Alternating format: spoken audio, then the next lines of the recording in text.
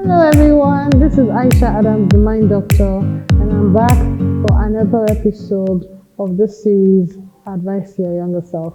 And today we'll be looking at our relationships, and the topic for today is, what relationship do you have with yourself? I know, right? That's a cheat. So it's like relationships and self-development. But it's more other relationships, and I'll tell you why. Stay tuned and we'll be right back.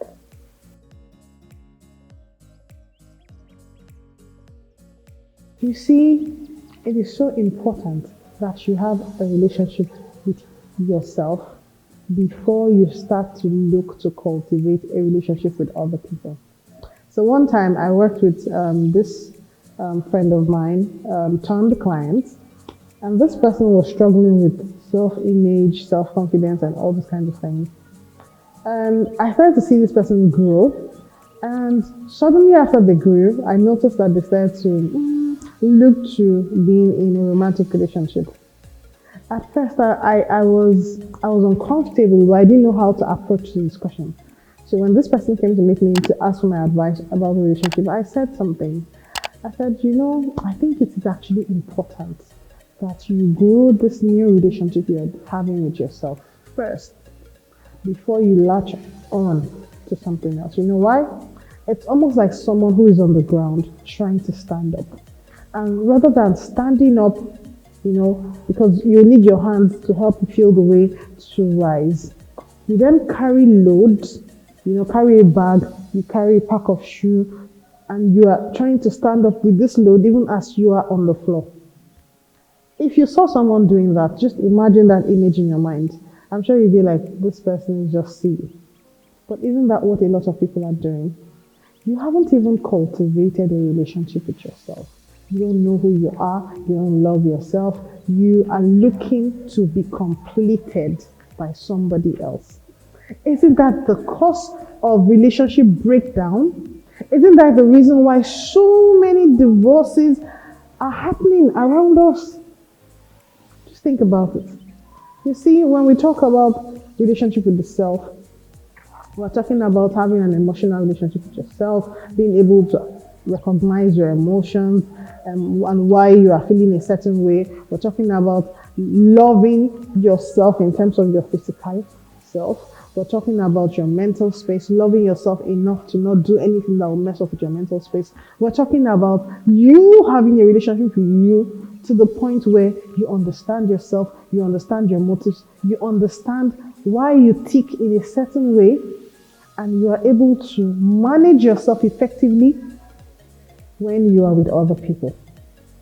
And this is basically emotional intelligence. For you to establish yourself as someone who is emotionally intelligent, you need to be able to tick all these boxes, and it starts with self-awareness.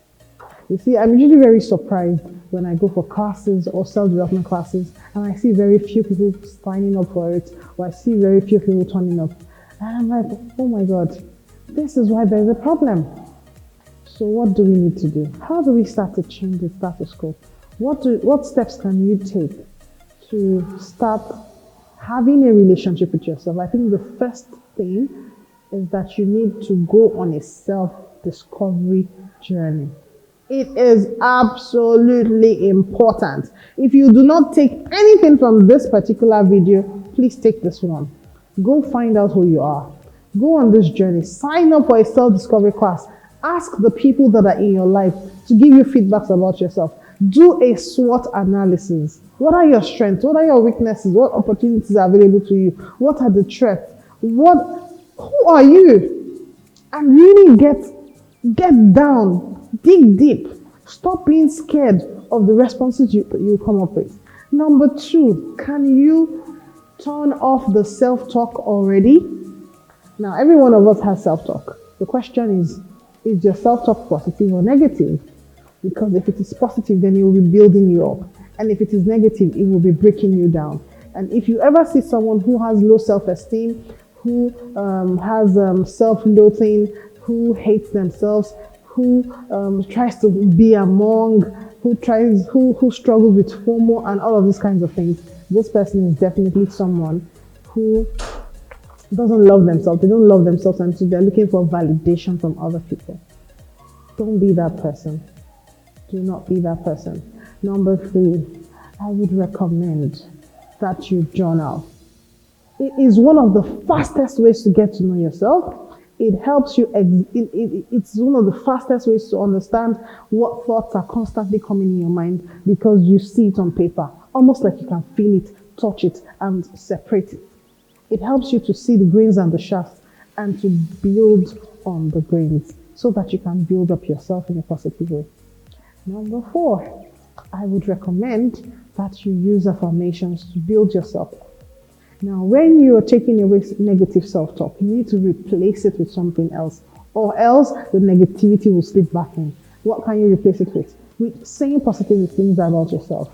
You are and you become what you focus on, because what you focus on expands. And so when you start to fill yourself back up with positivity, with things like, I am an amazing person, I deserve to be here, I am enough, I have so much beauty to give the world, and all of these kinds of things. It is not self-deceit. It is that you are encouraging yourself to embody that because your mind is listening.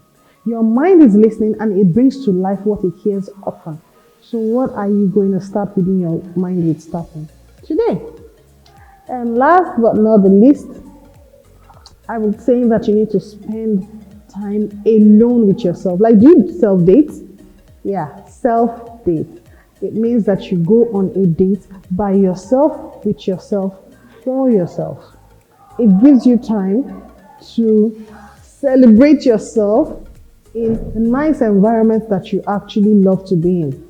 So it will give you an opportunity to explore some hobbies that you thought you had or that you thought you were scared of and you weren't scared of. It will give you the time to explore things that you probably would have been shy to explore in the company of other people. It would give you the time to see yourself, through the eyes of other people, on a social scale. It will give you an opportunity to feel how you feel in different environments and actually experience it without somebody looking at you or someone judging you and all of this. And what this does for you is that it helps you stop judging other people. I remember that when I was speaking at an event, I said, I asked the question, I'm like, why do ladies hate themselves so much? And I think that one of the reasons is because, or why do people even hate each other? The person that you hate probably has skill set or things that you wished you had. Ask yourself the real reason for the envy, and you find that it actually comes from you thinking that someone is better than you in a certain way, and they are confident about it, and you are not confident about your lack of having the skill set. And it is not because you cannot develop it. Every one of us has the capability to grow. The question is, are you willing to invest the time and the effort to become the person that you have always wanted to be? If any of the things that I have said hits you in any certain way, I invite you to take a journey inwards, to fall in love with yourself, to go on a journey to discovering yourself. And I promise you, this is a lifelong journey. There is no stopping. But the moment you start to the moment you start to see who you are, you find that you never want to stop. Okay, man, I hope you found benefits in this. And if you did, remember to click the subscribe button. Follow us on our social media pages, which will be displayed in the description section. And make sure you share this with somebody else. Okay, then, take care. Bye.